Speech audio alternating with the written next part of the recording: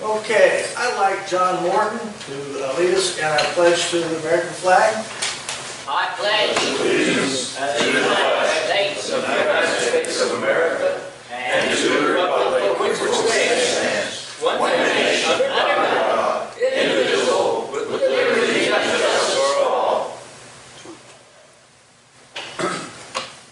Robert Cottrell, would you lead us in the pledge to the Texas flag? Honor the Texas flag.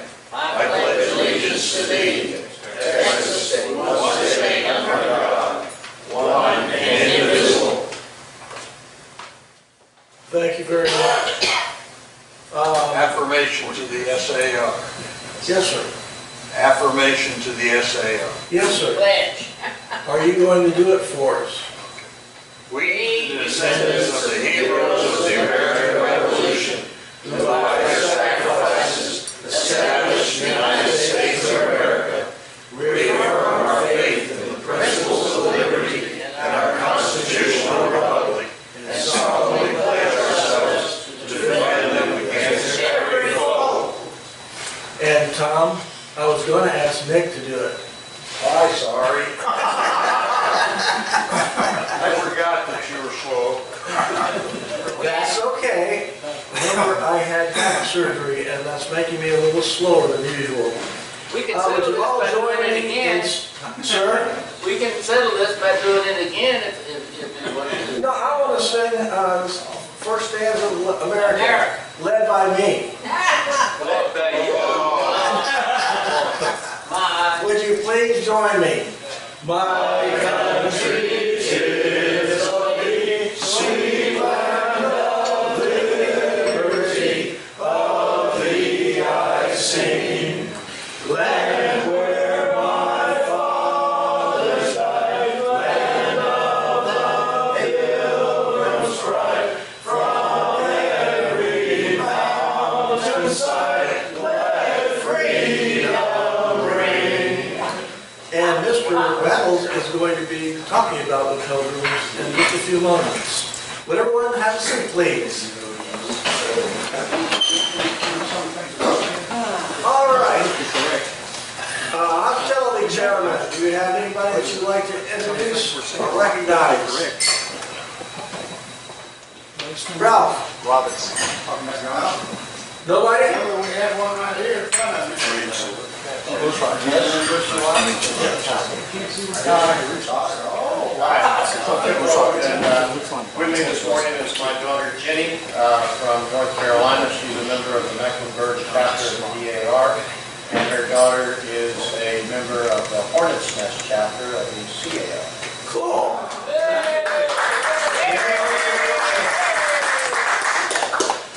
Okay. I'm going to do a moment of levity, and this is something that is near and dear to my heart. How many of you have had somebody come up to you and say, "Hey, have you seen a picture of my granddaughter or my grandson?" How many of you had that happen to you? Raise your hand. Okay, now I've got a picture that's near and dear to my heart today. My doctor installed a railroad track, or a piece of a railroad track, in my back. And I have pictures. And if you would like to see them, come and see them. And he didn't use nails to put it in my back. Spikes.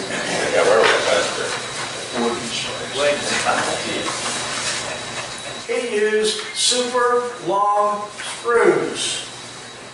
And if you look at it, they're almost within a quarter to half an inch of the back of my vertebrae. So you ain't seen nothing yet. All right, I'm also the Americanism speaker for today. And my Americanism is going to be on Fort Moultrie, or rather Fort Sumter, as it was originally called. Get this out of here.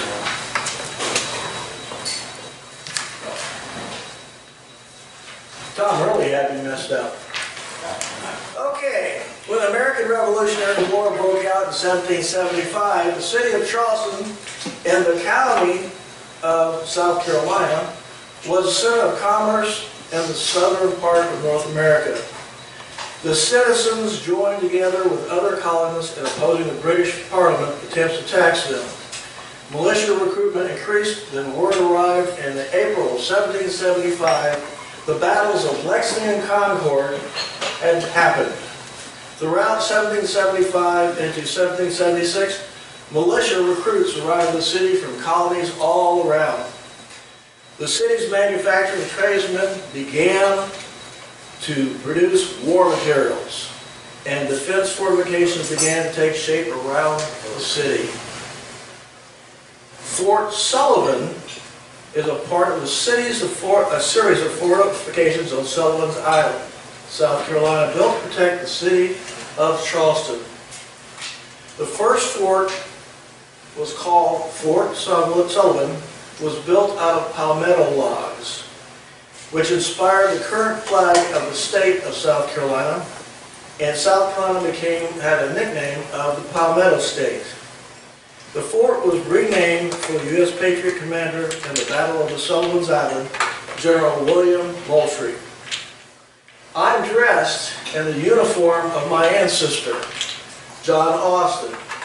He may have been part of this battle. Now, his uniform did not have epaulets that I have. These epaulets are part of the SAR uniforms that we wear when we go to parades and stuff like that. And as most of you know, I was the state commander last year. That's the reason why I have this little star. Back in the day, they would not have had any of this on their uniform. Next,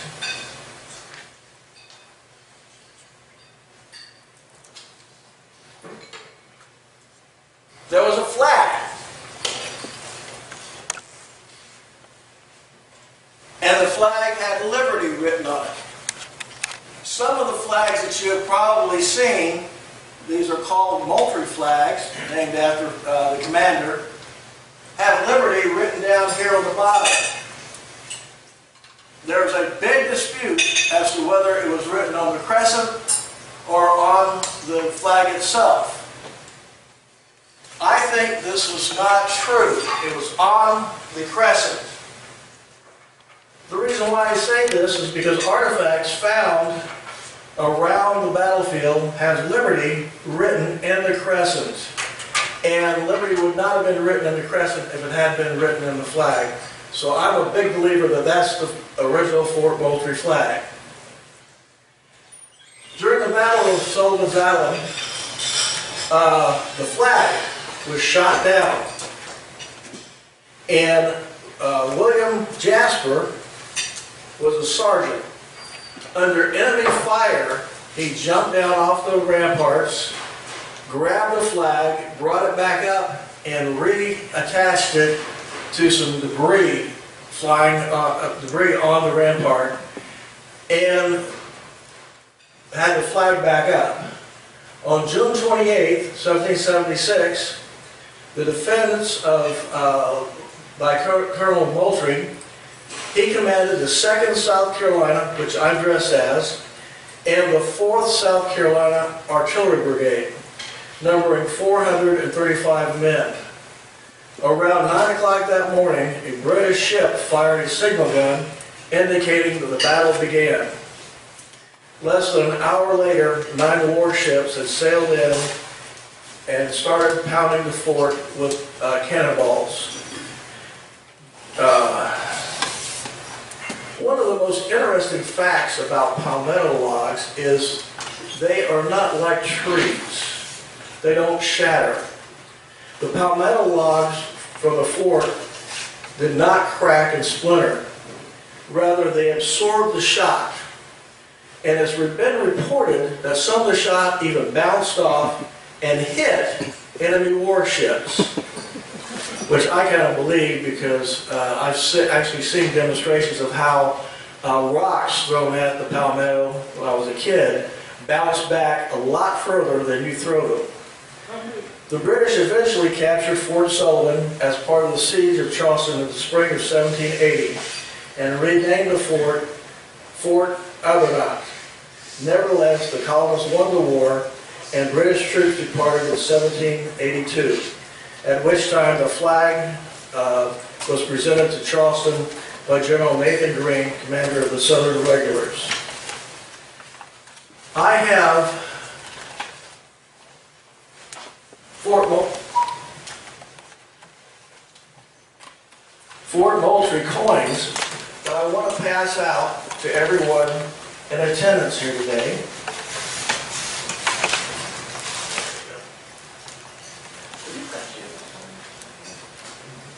And then both can pass them out.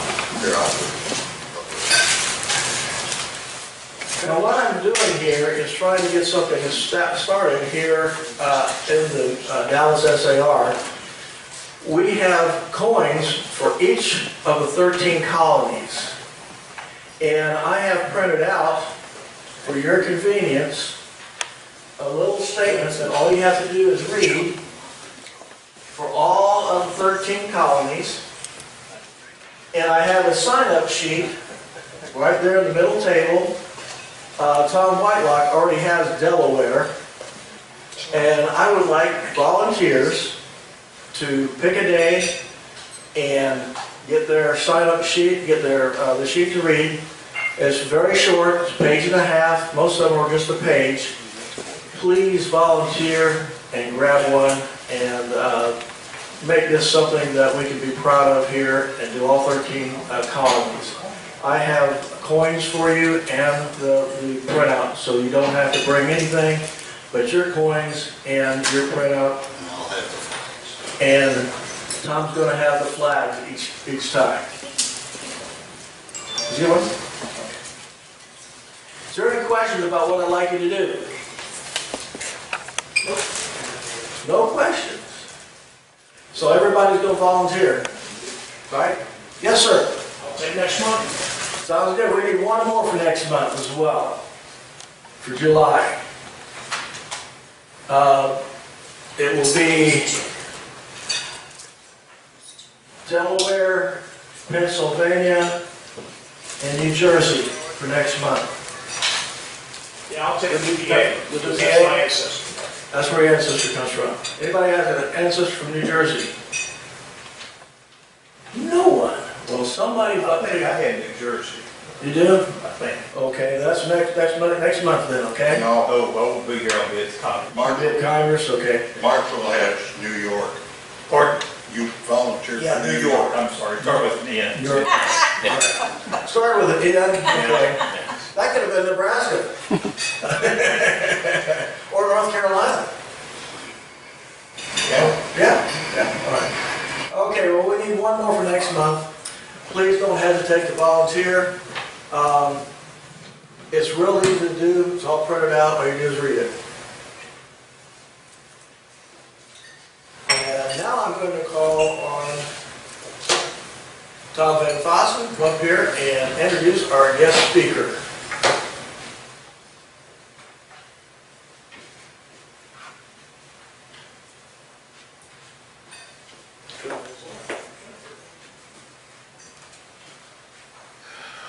Thank you, Bill. By the way, good to have you back. Thank you. Appreciate it. And I appreciate the nursing that you did to get you back here. Before going further and introduce our speaker, I do want to mention that his son is also here with him today. His name is Elliot Battles. And like all the members in his family, you'll find out they're all members of the SAR right here in Dallas. Dr. James Battles is the immediate past president of the Society of the Mayflower Descendants in the state of Maryland. He's the commander of the newly formed Mayflower Guard of the General Society of Mayflower Descendants. He is a member of the Sons of the American Revolution and has been a member of the Maryland SAR Color Guard. Jim, as he likes to be called, is a native of Ohio. He attended Miami University in Oxford, Ohio, coincidentally when I was there. And then he graduated with a major in history and political science and naval science. Upon graduating, he was commissioned as an ensign in the U.S. Navy and served 4 years on active duty in Vietnam and continued in the Naval Reserve, retiring as a captain in 2004. Jim earned his Ph.D. at Ohio State University and pursued a career in medical education. Dr. Battles recently retired from the Agency for Healthcare Research and Quality, where his specialty was patient safety and medical error. So in case you have a problem, he has a passion for history and especially family history. He has published several genealogy articles related to his Pilgrim heritage, 4 books on his family history. He is the author of a play, Clinton's Challenge, which was produced by the Maryland Society as a DVD and available to schools in Maryland. Jim and his wife Carolyn have 2 sons, one of which is here today, 4 grandchildren, all of whom are members of the Dallas chapter of the Texas SAR. His Mayflower ancestor is James Chilton, oldest passenger on the Mayflower.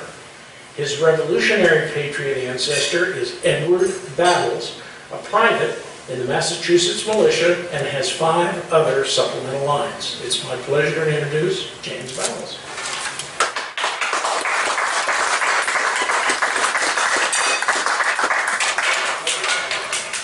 Good morning. Morning. Morning.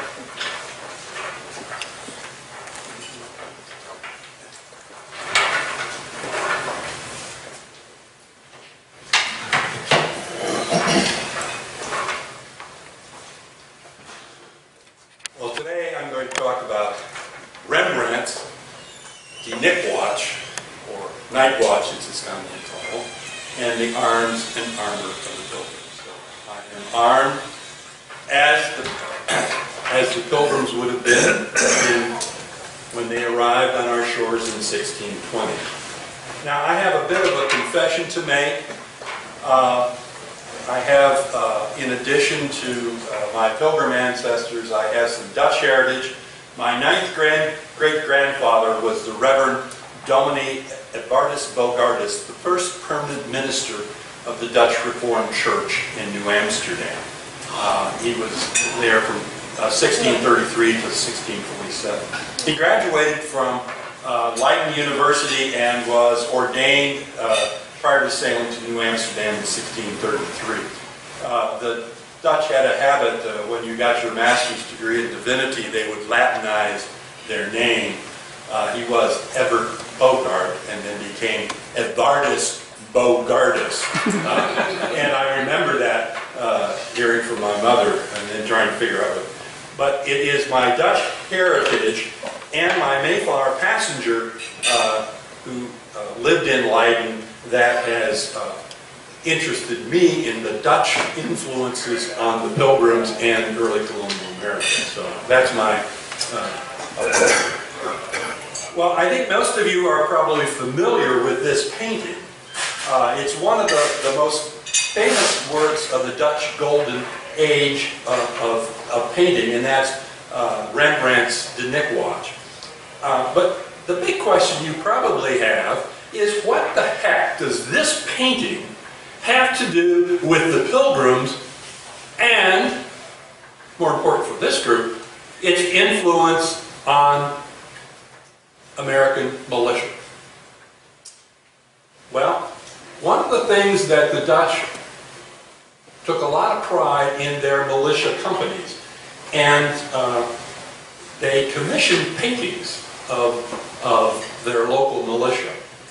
And if you actually go to the gallery where the Nickwatch is displayed, they just recently remodeled it, it is flanked by 2 other large-scale paintings. You can kind of get a perspective. These are not small little portraits. They are very large paintings. So it's flanked by 2 others, the Mirage Company by Franz Hals and the militia company under the command of Rolf Bicker by Vanderhyde are on either side of that, and you can see. Franz Hals did a number of militia companies in his home city of Haarlem. And this is the Vanderhyde. It's also from a company in Amsterdam. But other militia portraits are found in towns, particularly in Hoorn, as well as Leiden. Each city in town in the Dutch Republic had one or militia companies. And it was the militia companies that played a very important role in the Dutch War for Independence. Now, our War for Independence lasted 7 years. The Dutch Civil War of Independence lasted over a century. It was the fear of the return of the Spanish that really prompted them to maintain their militia companies. There are also paintings, the Dutch during the golden age of art were, because it was a republic, there was a lot of painting of everyday life. If we want to know what everyday life was in the 17th century in Europe, we can learn that from the Dutch paintings. So in addition to the formal militia companies, there were paintings about life of the militia in the guardsmen. You can see they're playing cards, and you can see their arms and armor in the background. But it was this fear of the return of the Spanish that was very real, particularly in the city of Leiden. Because Leiden had endured a siege by the Spanish in 1774 for about 6 months, and nearly a third of the population died of starvation. The siege was lifted when William of Orange and his forces, they actually broke the dikes around and flooded the area, and then they sailed up with the privateers known as sea beggars, bringing bread and fish to the walls of the starving city. In fact, every year in the city of Leiden, they have a Thanksgiving celebration on October 3rd, celebrating the relief of Leiden. And it is the Leiden Thanksgiving feast that had a tremendous influence on the pilgrims. Now, so that our Thanksgiving feast and ceremony really traces its roots in part to Leiden. Now, that's a whole other subject, and if you're interested in it, you can read my article on, in the Mayflower Portal. But as some of you may know, a number of separatists had been thrown out of England. For example, my ancestor James Chilton's wife was actually excommunicated from the church in 1609, and they had to flee. They were literally harassed out of the country. So they had come to Leiden, and because all citizens in Leiden aged 16 to 60 were encouraged, or required, to join one of the militia companies, all the members of the Leiden congregation served in one or more of the companies, militia companies in Leiden. So they were all familiar with militia actors. Now, in Leiden, you know, these were not professional soldiers. They, like everybody else, they were tradesmen, they were weavers. James Chilton was a tailor, pipe makers, others. They needed to be trained in the arts and armor of the time.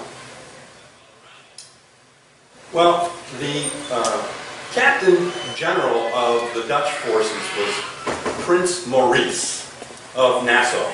And he was concerned about standardization of the training and the use of arms by the various militia, and he had a lot of mercenary soldiers from other places. So he believed in standardization of arms. One of the things that he did was to commission the painter-engraver Jacob de Gain to develop an illustrated military training manual. Now, because literacy was somewhat variable, an illustrated manual was probably a really good idea. And so in 1609, the publication of, in its English translation, is the Exercise of Arms. You may have seen it. You can actually get sort of modern copies of it. I actually have a PDF of an original one. So it's known in English as the Exercise of Arms. And quickly, this work spread throughout Europe. And it became the standard sort of warfare manual for all of the 17th century, including the 30 Years' War on the continent, the English Civil War, and today it serves as a marvelous training manual for reenactors. So we can find from the illustrations the various manual of arms. So in this case, you can see this is shoulder arms. Notice the helmet, and that's a Cabasset helmet. That's what I'm wearing here. This is most popular. And notice, you know, the sword.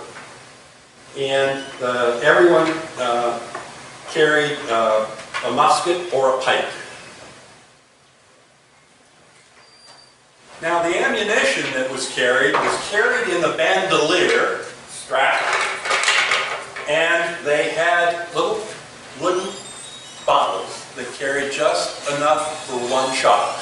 So your 80 grains of powder would go in here, and then you had a little pouch that contained your ball. And there were 12 of them, so you had 12 apostles. Interesting. And you also had pikemen. In addition to the musketeers, there were armed infantrymen carrying large pole arms of pikes. And pikemen would be armed because they were out in front of the musketeers. And they'd also protect from cavalry. And so the typical pike was 16 feet in length. And so there was usually a mix of musketeers and pikemen. It varied on where you were, what the mix was. And so you had this mix of arms, but it was also important in training so that you could do some cross-training of your troops so that your troops could know how to handle pikes as well as muskets. It would be very useful. And probably it would be a good idea to be trained in the use of swords, because everybody was armed. Whether you were a pikeman or a musketeer, you had a sword. So anyway, everyone in the Leiden congregation, which was about half the passengers, had military training. So when they decided, for a variety of reasons, that they could no longer live in Leiden and seek out another place, they had to begin to prepare for your journey. Now, since everybody had some degree of training, one of the things that you probably would want to have is a military advisor, somebody who could continue the training and knew what they were doing to help folks, and you might have other people. But you would want to make sure that everybody brought their arms and armor, because everybody would have had their own arms and armor. You were expected to have them. So everybody had pikes, swords, musket, and pikeman's armor. And this is, by the way, the pikeman's armor. Now, one of the things that there was communication, because you may or may not know that the Mayflower, their destination of where the Pilgrims were planning to go, was the northern parts of Virginia. Northern Virginia, and that's not the suburbs of Washington, D.C. Northern Virginia was the mouth of the Hudson's River. So that's where they were planning to go. And they had their charter from the Virginia Company. Now, there was some communication between the planners for the Mayflower and lessons from Jamestown. Now, one of the lessons that was learned very early in Jamestown was that a number of soldiers, musketeers, were killed by Indian arrows. And by the way, the Indian arrow wasn't flint, it was brass tipped. And so in 1711, Sir Thomas Dale ordered that all men wear plate armor. Now in Europe, the only people who wore plate armor were the pikemen. So what you had in Jamestown, and that lesson was learned by the Pilgrim, you had armed musketeers. And by the way, if you were armed in the 17th century, that didn't mean you had a musket. No, that means you were wearing armor. To be armed meant wear armor. So, now we know what the militia and folks on the Mayflower had. Because on Monday, the 13th of November, 1620, this was shortly after they arrived, 16 men were sent out, every man with his musket, his sword, corselet, and corselet's what they're referring to as the armor, under the conduct of Captain Miles Standish, upon whom was adjoined for counsel and advice by William Bradford, Stephen Hopkins, and Edward Tilley. So, Bradford and Tilley were part of the Leyden congregation and would have been part of the militia. Stephen Hopkins was the only passenger on the Mayflower who had been to the New World. He'd been in Jamestown and others and had dealt with that, so that's one reason he was providing advice. So when the Mayflower arrived in 1620, November of 1620, there were 45 men of military age to serve in the Plymouth militia. Now, the mix of passengers was about equal of members from the Leyden congregation in the Netherlands and an equal number of what were referred to by the Leyden congregation as strangers, because they were not known to them. They referred to them as saints because they had signed a covenant to live together in a Christian community. It doesn't mean they were beatified saints, but so you had saints and strangers. So if you're tracing your Mayflower ancestry, you're either a stranger or a saint. You can fill in the blanks on that. Well, as you may know, there was a tremendous mortality rate of about 50% of the population that first winter. By mid-February 1621, there are only 23 men fit for military service. So they had more arms and armor than they had people to wear it. Now on February 16th, 1621, a large number of Native Americans were spotted near their settlement. And this caused, because they had had some encounters on Cape Cod with Native Americans, but they really not had seen any in the area. They knew they were there. And this caused a great deal of concern to the leaders of the colony because they discovered that their arms and armor were a little bit rusty and in disrepair. And so changes were needed. So on February 17th, you spot the Native American contingents, which was fairly significant, probably greater than your numbers. They decided that they needed to fix up and they needed to establish sort of military order. Because while Miles Standish had been sort of de facto captain, he really had no sort of formal authority in that role. Now, the tradition in the Netherlands was that you elected your officers. So on February 17th, a meeting was called to establish the military order. Now, the government structure for the colony was established by the Mayflower Compact, signed on November 11th. But it said nothing about military organization, so they needed to formally establish the militia, and Miles Standish was elected as captain and given authority over military affairs. So you had a governor, and now you had a formally elected commander of the militia forces. And Miles Standish served in that capacity throughout the remainder of his life. So on February 17th, 1621, we call Establishment Day.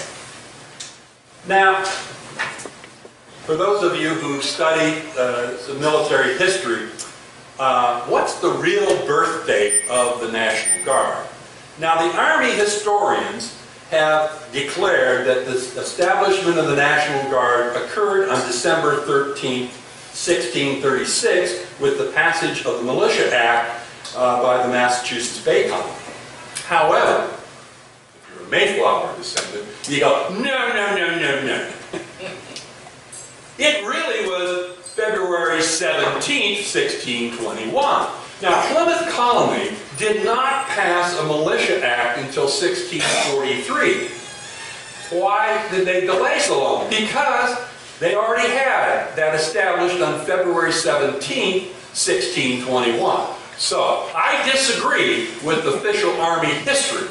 Now, I doubt that I'm going to be able to change that, but at least we Mayflower folks can be proud that our tradition, our military service, and my son Elliot's in the National Guard, and I've been the Navy and Naval Reserve, we trace our history to the 17th of February, 1621. Now, there's a famous painting of the first muster. I'm trying to convince the Massachusetts Mayflower Society to commission a painting of the Establishment Day for our record. Well, there is archaeological evidence that supports the accounts from Bradford and Winslow of what they wore to support this. There's also a couple of publications. Harold Peterson of the National Park Service did a remarkable studies of colonial arms and armor, and he published these in the mid-1950s, and they still are really the classic of what we know. Now, there's a treasure trove of archaeological evidence in the excavations around the fort at Jamestown. In Massachusetts, because of development and everything else, some of the archaeological evidence is sparse. But in Jamestown, they've uncovered examples of the arm and armor and the Cabasset helmet. We have from Massachusetts, here's a replica of the breastplate. And if you'll notice, there is a dent in the armor. Now that was a proof that your armor could withstand a musket ball. So as you developed your armor, you take a musket out and shoot at it. And if it was serviceable if it only dented. So you were very proud of that dent in your armor. That was your reassurance that because if it had a hole in the back of it, not so much. We do have the sword from Governor John Carter, which is, he was the first governor. And so this is probably the most accurate of what the swords would have been like. Now I'm wearing a reproduction. This is a half-basket hanger sword, which would have been perfect if you were wearing your armor. The longer sword would have gotten in your way. The cutting sword was really practical for the New World. But the helmet and other things are well traveled. Some of you may know I took a cruise this past spring through Asia and Australia. And when I was in Macau, in their history museum, there was a Cabot-set helmet. It looked just like mine. So these helmets were well traveled from the early Spanish, early Portuguese, and others. So the typical arms and armor were a matchlock musket, the bandolier, 12 apostles, a sword or a rapier, pikeman's armor, Cabot-set helmet, and a pikeman's pike. Now, one of the things on the pikeman's pike they learned from Jamestown, a 16-foot pike running around the woods in North America was not very practical. So they reduced the size of the pike to 10 to 12 feet. Now, one of my challenges is if I'm trying to get arms and armor for the pilgrims and use pikes, and you want to have people travel with them, traveling with a even 10-foot pike, so I've got to figure out how to make portable pikes you might be able to actually get on an airplane with. Now, one of the things that Peterson talks about, we think of bright, shiny armor, right? The knight in shining armor. Well, you didn't want bright, shiny armor. Because what happens to bright, shiny armor if you go out in the weather? It's going to rust. And trying to maintain that. So all of the arms and armor was generally blackened or blue. So it wouldn't emit bright and shiny. So one of the challenges, of course, I had to learn how to blacken armor. So you can see on the one side, here's the bright shiny armor that came out of the box from the supplier from England. And there's some companies in the US. And then I had to learn how to blacken it. And then take my bright shiny armor and blacken it. And I've actually decided I would do a video of the process because it was a one-time shot. If I'm going to do it, I'll show it. So there is on YouTube how to blacken your armor. So, what do we owe the Dutch? Well, the concept of citizen soldier, where everyone 16 to 60 would serve, is more Dutch than it is in English tradition. The structure of our militia as local units with elected officers was Dutch. The standard for training came from Prince Maurice and the Dugain Manual. The training ground for military leaders of early New England in particular, all had served in the forces of the Netherlands. You didn't want anybody from England who'd done their military, unless they'd been over in the Netherlands, because there was no warfare. Where would you learn what you did? So you have John Underhill and Captain Daniel Packard, who went with the Winter Fleet, all had served in the Netherlands.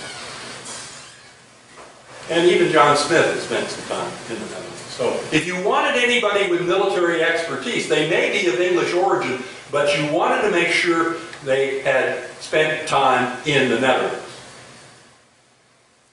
Now we also have the tradition of the English trained bands.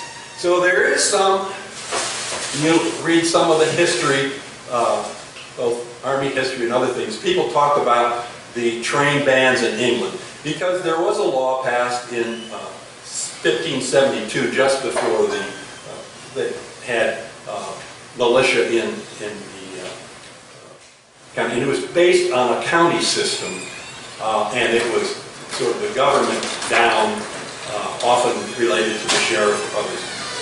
However, the trained bands in England were kind of a joke, because there really wasn't, after the passage of the Armada, there really wasn't any threat. And it wasn't until the English Civil War where they started to call out the militia, and they found they weren't very well trained. So we really owe most of our early militia traditions and training to the Dutch rather than English. Now the Dutch are very proud and happy to tell you about that, but there's a number of scholars who haven't been over to the Netherlands and don't believe them that, so there's a bit of a worker going on about the influence of the Dutch. And I warned you of my Dutch connection. So much of what we know, and some who have written about the work of the Minuteman, Galvin's book on the Minutemen credits this Dutch tradition a little bit. So a lot of what we have of our militia companies, particularly in New England, really was heavily influenced by the Dutch. Now, I owe either a curse or credit for activities of the Mayflower Guard, because we have in the SAR quite a tradition of the color guard and living history here in the chapter, and I was in the SAR. Here's a picture of me. This is outside the stone house where the Battle of Brooklyn, and for those of you who are from Maryland know there's the Maryland 400 that basically blocked protected Washington's retreat out of Brooklyn, and were big heroes.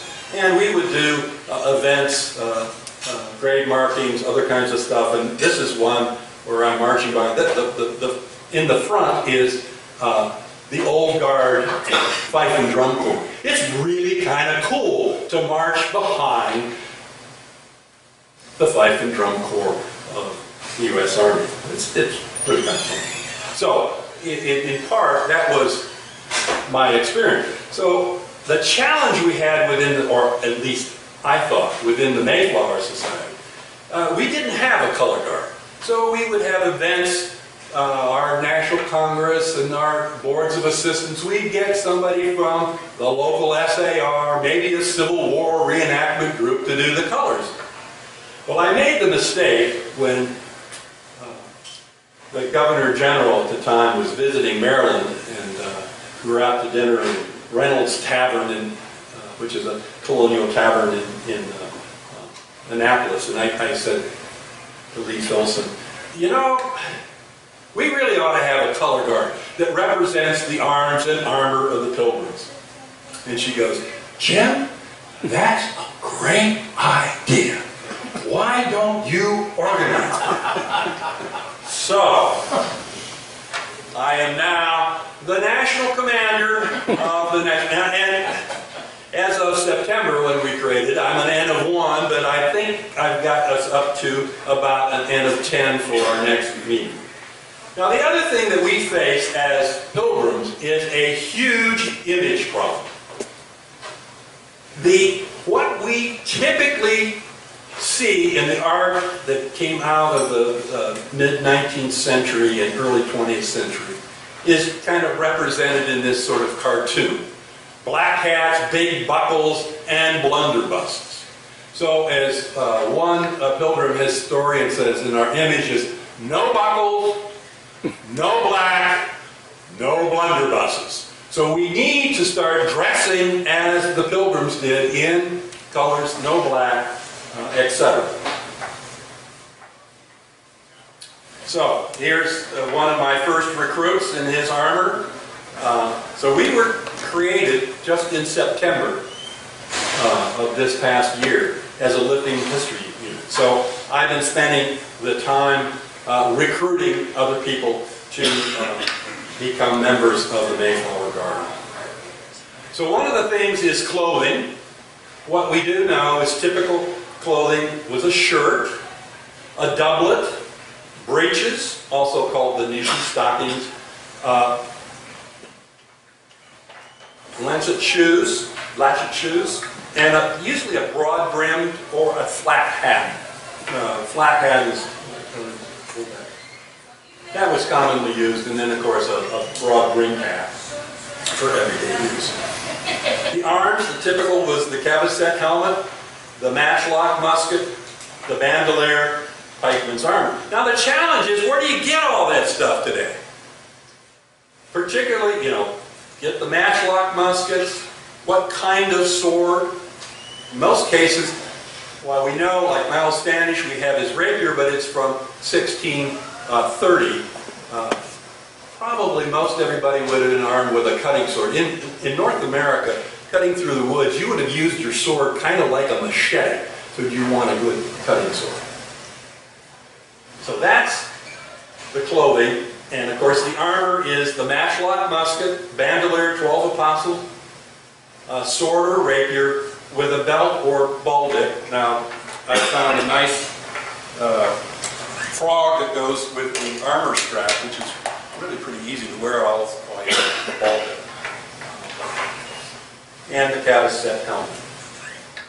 Now, a typical guard unit would be 4 to 5 color bearers. So we typically have the U.S. national flag, because we also have a Canadian society, the Canadian flag, and now we have a unit in Europe, so we'll probably have the European Union flag, and then the GSMD flag, and then if we're in the state flag. So you'd like to have at least 2 armed musketeers, plus the color bearers and a drummer. So visibly recruiting that. We also want to start to participate in other GSMD events, like the Pirates Ashore, which was held in May, that reenacts the arrival of a group of pirates/privateers in Plymouth in 1646 and had to call out the militia. So here I am with the new Plymouth Guard, which is a reenactment group in Plymouth that portrays the Plymouth militia as they would have been in the mid-1640s. Now the difference between the Mayflower Guard and the new Plymouth Guard is our time period for the Mayflower Guard is 1620, 1621. And so you can see, here I'm out in front with greeting the pirates. You can see there's a difference. Stan Wollman, who's next to me, hasn't had yet the courage to blacken his armor. So you can see the difference between my blackened armor and Stan's bright and shiny armor. Hopefully he'll get the courage and blacken his armor. So as we approach the 400th anniversary of the landing of the Mayflower in 2020, we're really going to have to ramp up and do more recruiting. I would like to have, my goal by 1620 is to have at least 23 members of the Guard, which would have represented what we had when in February 17th, 1621. So, any questions? Other issues that you'd like to ask? Yes? Yes, the breast armor and the armor on your head. Yes. Will they stop a musket ball, or is it for a glancing shot? And will it stop an arrow? First answer is, that's why I showed you the proofing. It would have stopped a musket ball. Direct shot. Direct shot. Because generally speaking, the armorer, whoever produced it, would have tested it and fired a musket at it, and you would have been very proud of that dent in your armor. Question number 2. Yes, it would have stopped a brass-tipped arrow. Okay. Because both in Jamestown and in New England, most of the arrows fired at the early settlers were brass-tipped. Because the Indians were trading, they take the brass kettles and thing and melt them down and make brass tips, which is something we don't normally assume. We assume there would have been flint. They would have used that for some of the hunting, but they did use it. So yes, and it was because of the Jamestown experience that you have in the militia in the early colonial period, you had armed musketeers. That was not true in Europe, either during the 30 Years' War or the English Civil War. Musketeers were not armed. And so, you have the French musketeers, the 3 musketeers, and they're running around with their rapier. A rapier was all right if you were a musketeer. because you were protected by the armed pikemen. But if you were in the New World, a rapier would be absolutely worthless because you're not going to engage in sword fighting with the Native Americans because they didn't have sword. And you needed it as a machete to cut through. What about the helmet? The helmet would have, yes. It would stop it. Yes. First of all?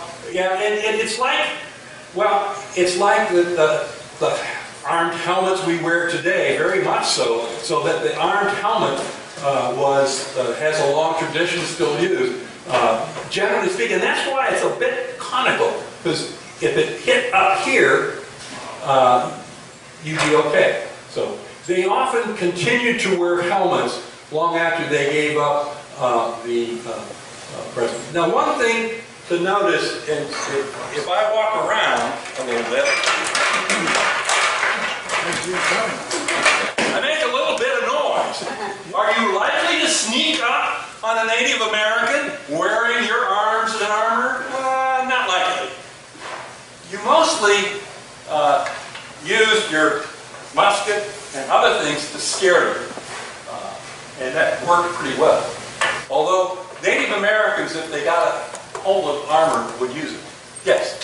Well, I can see blackening your helmet and other. How do you blacken your body armor?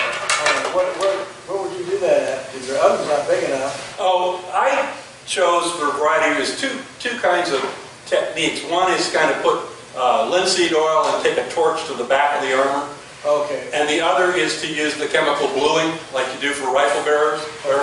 I chose to do the chemical bluing. I, for a variety of reasons, didn't want to use the torch and the blacking method.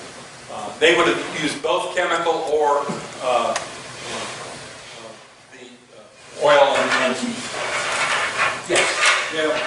Did they ever consider wrapping the apostles in cotton?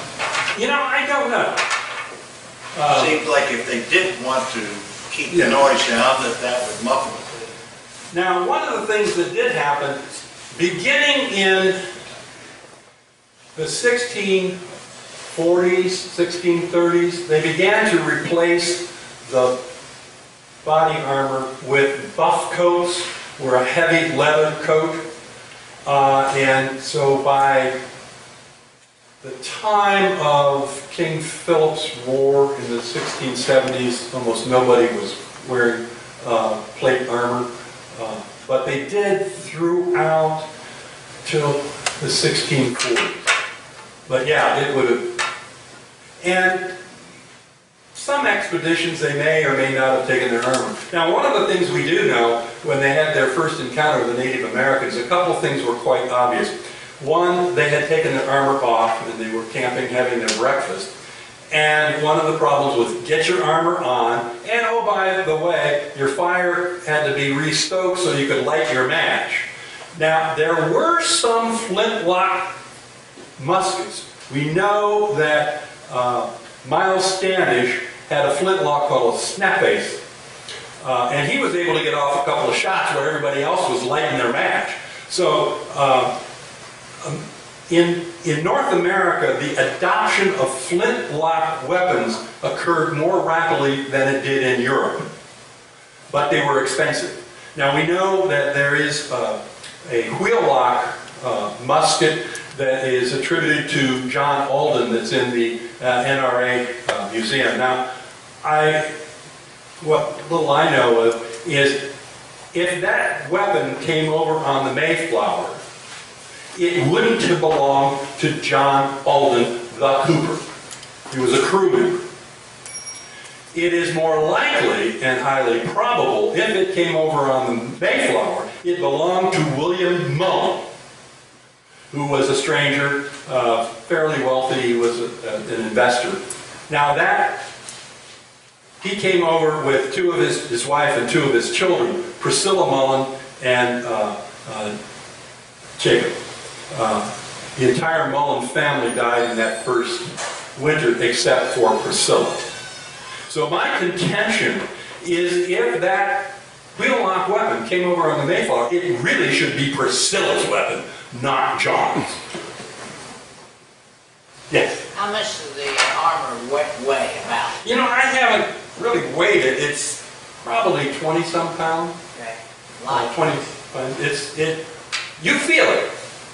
So if you go marching around any particular time, you're gonna notice. One of the things I'm thinking about is getting some padding across the shoulder, which they may have had in some wool. Yeah. Yes. Does New Amsterdam have a similar militia history?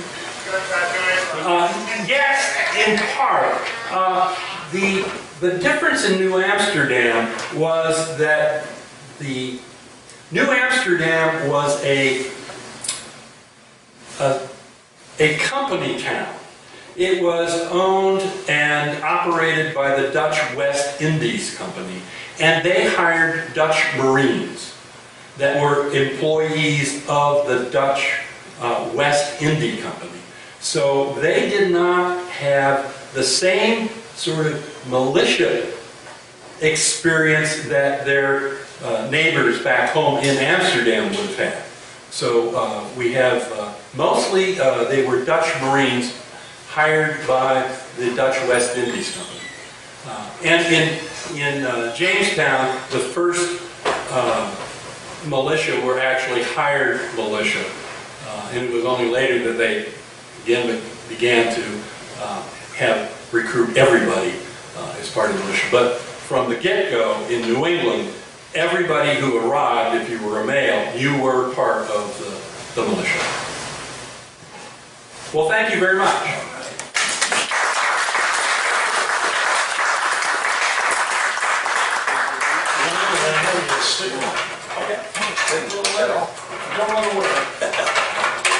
By the way, having that challenge myself, you have just reinforced the fact that if you ain't Dutch, you ain't much.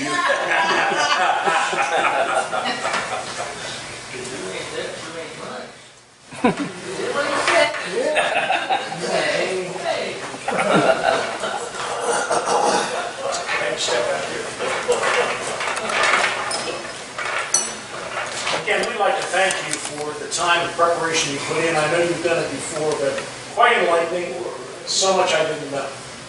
And as a token of our appreciation, we'd like to honor you with one of our certificates of appreciation. And one of the things we do to all of our good speakers is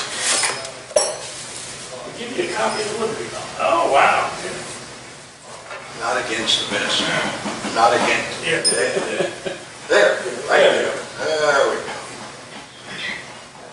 Black on black. That doesn't work. Yeah. Thank you again.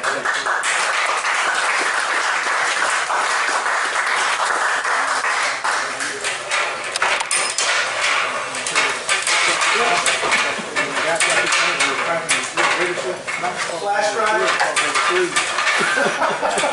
Yeah. Leave that there, please.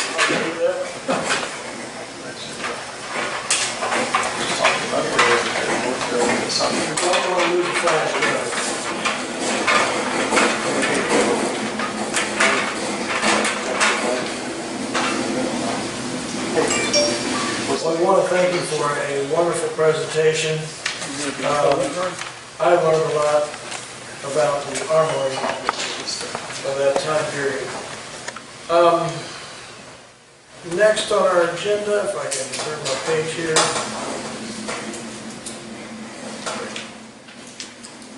Officers' reports. Tom Benboss, you got anything? Just that, the tagline of what we've done here today, for those of you who won't be at the national conference next month, because I know Bill's going to be there, we're going to have another outstanding speaker as one of our brethren, one of our compatriots, Jerry Pinkerton. Since he's not here, I will tell you, Jerry wrote a book about his father in World War II, who he never met. His father was killed before, at the time that Jerry was being born. The story that he tells is just terrific. It's almost a tearjerker. I've read it, and I can't tell you, to get Jerry to come and make this presentation, please don't miss this. This is a great, great story. Next month. All right, sounds good. Like you said, I won't be here. How many people are going to the National Congress? Raise your hand. Got 2, 3, 4, about 4 or 5 people. That sounds good. Well, I'm looking forward to seeing you. Bob Tanner, you got anything? Are you here? Okay. I'll report on the ROTC presentations. I appreciate very much all of our compatriots that participated in making presentations. We had, as a total, 23 ROTC presentations, high school presentations, of which we awarded 18 flag certificates. Make note of that, because that goes toward our annual report. And we had 11 outstanding citizenship presentations. And these varied all throughout the Metroplex. And for some of you, it was a long trip. And I'm grateful that you were able to make it. We are probably 3 to 6 less than what we did last year. And we'll re-notify everybody for the coming year that they need to get in their request early so that we can plan for the purchase of the medals and certificates and have them ready to make out and assign to the volunteers those presentations. No awards have been planned for except with one, and that is your board of directors has approved that we give the SAR-DAR Outstanding Medal to Wanda Webb for her effort in bringing in 10 new members to this organization and added another 9 supplementals, which we think is outstanding. So we're going to invite her and hopefully some of the boys to come join us in August and for a nice ceremony there. Nothing else that I know of in the immediate future for that area. As secretary, you have the minutes in front of you. They were posted and sent through emails. If you are not receiving those minutes and newsletter information by email, please definitely give me your email today before you leave so that I can verify whether or not it's correct on our roster of transmittals. Again, Lloyd Boxberg, his service, memorial service, will be this coming Monday at 3 o'clock at the Cathedral of Hope. Information on the address and so forth is on the table there. You'll notice that there's an additional compatriot that was just notified to me of his passing, and that is Olin Lancaster Jr. It occurred back in April. The son evidently had received one of our newsletters, and he brought that to my attention. I'm sorry that we didn't catch that. Definitely make plans that when you kick off, your spouse and kids will notify us in some means so that we can honor your membership and your service to our society. Thank you. Treasury report. It's been sent out. Everybody should have a copy. If you don't have one, then see Nick for it. Do I need to ask for approval for this? Okay, sounds good. Registrar. Since I'm with Jerry, I'll stand up for Jerry. As you most know, I moved up into the state position, and for anybody who has any pending applications, there's none on my desk anymore. In the last month, I got out 72. Wow. It's one of those jobs that They don't pay your job before you volunteer for it. How does it pay? Blood, sweat, and tears. It's blood, sweat, and tears. We have, we had 4 prospective members. JD's was one of the ones that I gave my teeth and went ahead and sent it to national. All right, sounds good. All right, committee reports, membership, Rob. Yeah, total active membership presently is 245. Okay. I'm going to be making phone calls to members that haven't sent in their dues yet during the next week. Poster contest. Nothing on the poster contest at this time. Okay. We don't have brochure night. How about American history? We've already got a winner for next year. That's already been taken care of. Okay. Bob, color guard. What about the VA? I'm sorry? VA.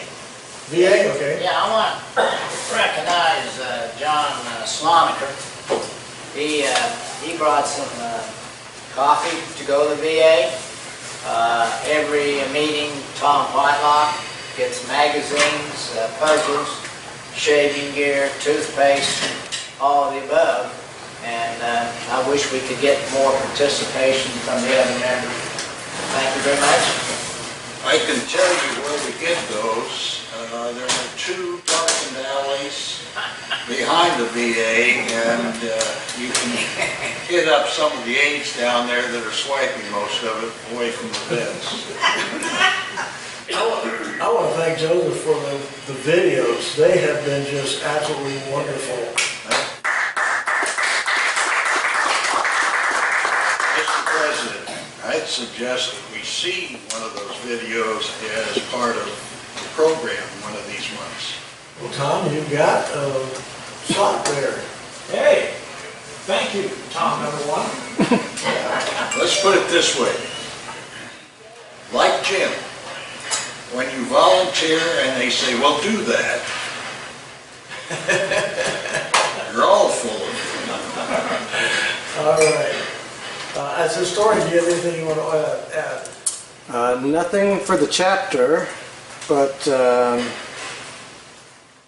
next Thursday, so June 14th, is Flag Day, and it was officially designated by Congress in 1949 as a National Day of Observance.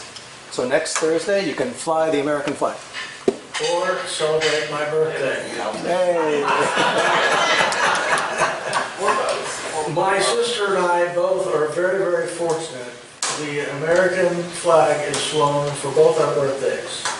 She was born July 4th and I was born June 14th. So we're fairly lucky at that. Bob, do you have anything for the color guard? Yeah, the Audi Harvest Parade, and it's 2 weeks from today. 23rd. On the 23rd. And if you don't have anything to do next Saturday, we're having a grave dedication. And to make a long story short, this gentleman died in a car accident 4 years ago. And just recently, the Sulphur Springs Genealogical Society discovered he was a World War II veteran. And we're having a grave dedication for him next Saturday. And we are shooting our muskets in the center of town. So if you have a musket and you'd like to fire it, please join us. Contact Monty Monzingo for further details. Okay? Boy Scouts. CARSA events. No report. No report. Newsletter. Webmaster. Okay. And don't forget our website is texastxssar.org, Dallas. Okay, are there any old business? Any new business? Yes, sir. one of the things I found out that I didn't know, one of the most frequent reason that people drop their interest in joining the SAR is the daunting application and all that they have to fill out. And I was surprised to know how many registrars actually filled out the applications for the prospective members. And I only say that because I'm not the registrar. Getting people in here to help with these new people filling out the forms and actually doing some of the typing for them, I thought was a pretty good idea.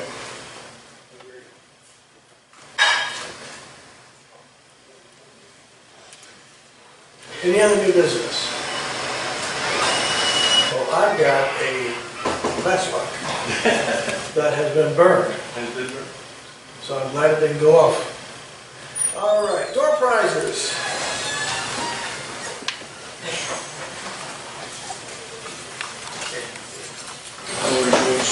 This has nothing to do with door prizes, but to our Dutch members, I want to say, ik heb een heerlijke tea gehad.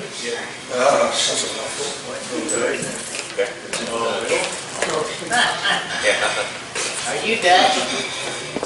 No, I get in Dutch a lot because I'm not Dutch. We got 6 up here. All right, I'm not looking, so I'm going to pick one. Okay. The first one is... Speaking of the microphone. The first one is 059. Ooh, go get one, there, girl. Which one did you want?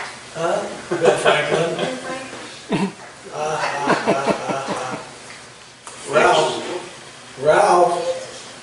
Ralph McDowell. Yeah, I got it.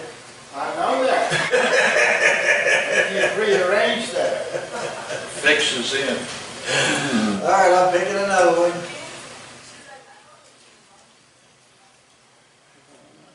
Oh, 59. 059. 085. It's yours, 059. She's getting it. I'll just pick on Ralph. 085.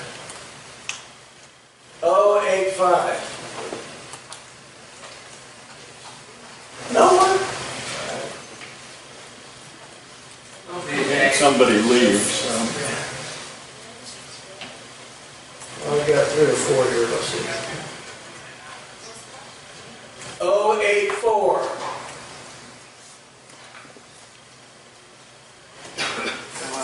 Must have been a group that left. They're embarrassed. 077. That's me. There you go. Galloping ghost. As they say, come on down. I believe. Red French. 064. There we go.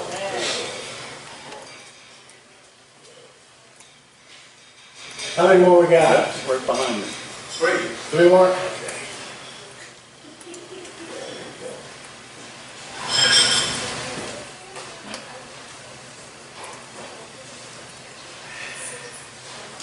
You could look, you're blind anyway. Okay, 082.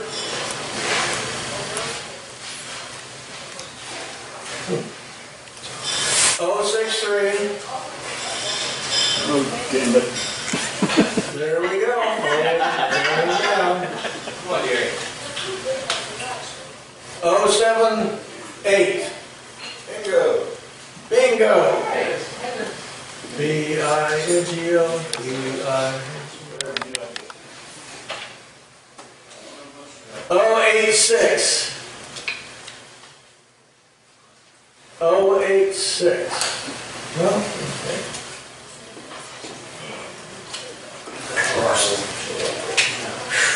Oh, 80. There you go. All right, you got the last one. You didn't film me? No, I didn't film it, so Very What kind of good. historian are you? I'll have to reenact it.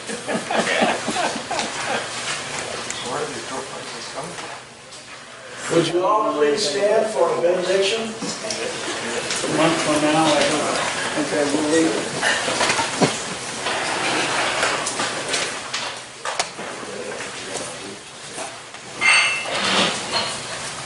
Join me, please. God, we are fortunate. We live in a country in which people are free to do as they choose within the law. And you have given us a greater law even than that. The law of compassion and love.